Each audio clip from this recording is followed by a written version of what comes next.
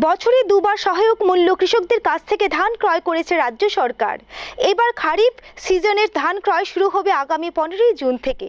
সোমবার এক সাংবাদিক সম্মেলন করে এই বিষয়ে বিস্তারিত জানান খাদ্য ও পরিবহন দপ্তরের মন্ত্রী সুশান্ত চৌধুরী।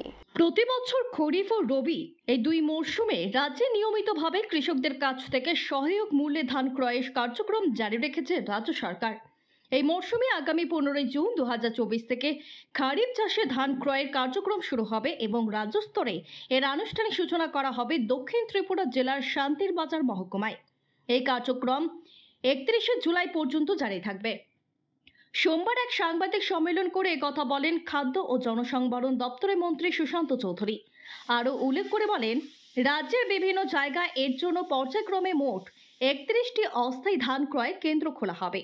এই মরশুমে 16,000 মেট্রিক টন ধান কেনার লক্ষ্যমাত্রা নেওয়া হয়েছে এবং এই জন্য সহায়ক মূল্য বাবদ মোট প্রায় 35 কোটি টাকা ব্যয় হবে, যা পরবর্তীতে ভারত সরকার দ্বারা রিইম্বার্সমেন্ট করা হবে।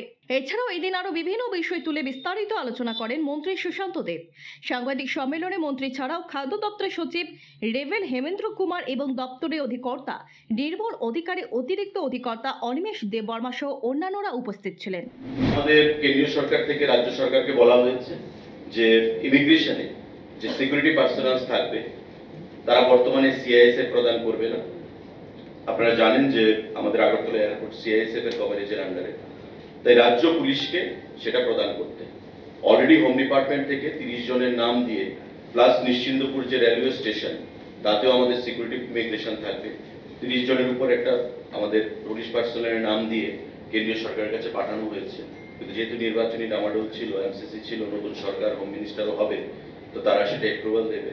অ্যাপ্রুভাল স্টিল অ্যাওয়েটেড, আমরা অপেক্ষা করছি এবং সেটা এলে যে 30 জনকে আমরা ইমিগ্রেশনে ডিপিউট করবো রাজ্য সরকার থেকে।